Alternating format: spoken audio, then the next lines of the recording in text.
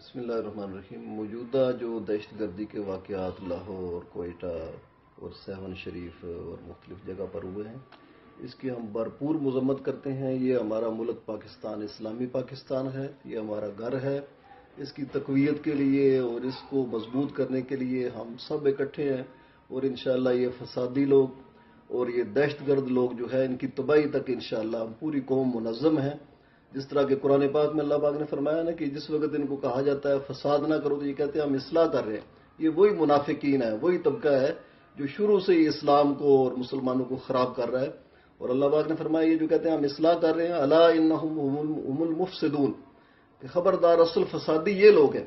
अब ये हमारा मुल्क जो है ये हमारे घर की तरह है, ये इसका आइन इस्लामी है, इसकी करारदाद मकासद इस्लामी है, 22 नुकात जो है इस्लामी है। तो इस मुल्क को, इस घर को जो खराब करने के लिए, कमजोर करने के लिए जो लोग इस मुल्क में दहशत गर्दी के वाक़यात और बेगुनाह इंसानों को और ख़ास तौर पर मज़ारात पर जो इस तरह के धमाके कर रहे हैं, ये इनका इस्लाम से कोई ताल्लुक नहीं है और ये वाकई दहशत गर्द हैं और इनके खिलाफ पूरी कौम को मुनज़्ज़म होना चाहिए। हमारी अफवाज जो रद्दुल फसाद के नाम से जो उन्होंने शुरू किया है, हम उनके साथ हैं और इंशाअल्लाह उनके शाना बिशाना जो है रद्दुल फसाद के लिए हम हर किस्म की कुर्बानी देने के लिए तैयार हैं।